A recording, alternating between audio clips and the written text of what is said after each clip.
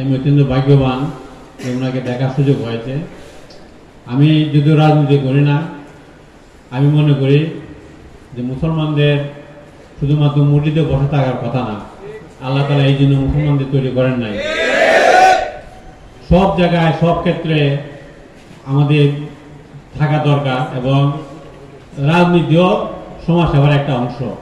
আপনারা যারা রাজনীতি করেন, যদি আমি নিজে সরকারি চাকরি করেছি, আমি কলেজের শিক্ষক ছিলাম, অধ্যক্ষ ছিলাম, রাজনীতি করি নাই।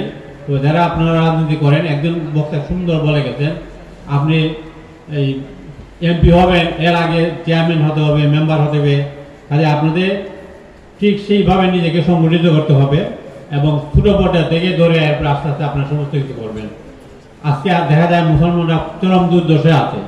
প্যালেস্টাইনে দেখেন কীভাবে মুসলমান মার খাচ্ছে। এই আশেপাশে এতগুলো আরব দেশ, মুসলিম দেশ, তাদের কোনো সাহস শব্দ নাই।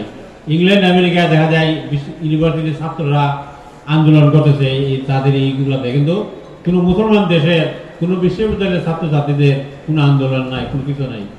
কাজে আপনাদেরকে সংগঠিত হতে হবে এবং আল্লাহ তাআলা মানুষকে তৈরি করেছেন শুধু নামাজ পড়া রোজা রাখার জন্য না, দুনিয়াদারি করতে হবে, আল্লাহকেও ডাকতে হবে। এই উদ্দেশ্যে আল্লাহ তাআলা মানুষ তৈরি করেছেন। আদমকে যখন বানানো হয়, ফেরেশতারা তখন বাধা দিয়েছেন, আল্লাহ কেন আপনি বানাইতেছেন? আমরাই তো সবসময় আপনাকে ডাকতেছি, আপনাদের ইবাদত করতেছি। আল্লাহ তাআলা বলছেন, আমি যা জানি তোমরা তা জানো না।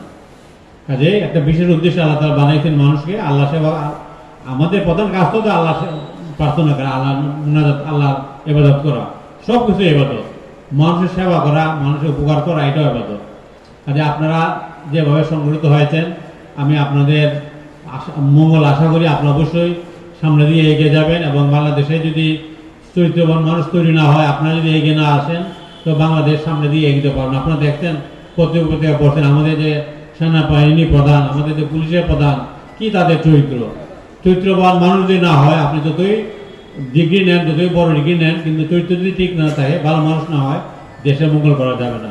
তাহলে আপনারা এগিয়ে যান এবং আপনারা আগামী দিন আমাদেরকে নেতৃত্ব দিবেন, দেশকে চালিত করবেন, এই আশা ব্যক্ত করে আমি এখানে শেষ করছি। আপনাদের ধন্যবাদ। খুদা হাফেজ।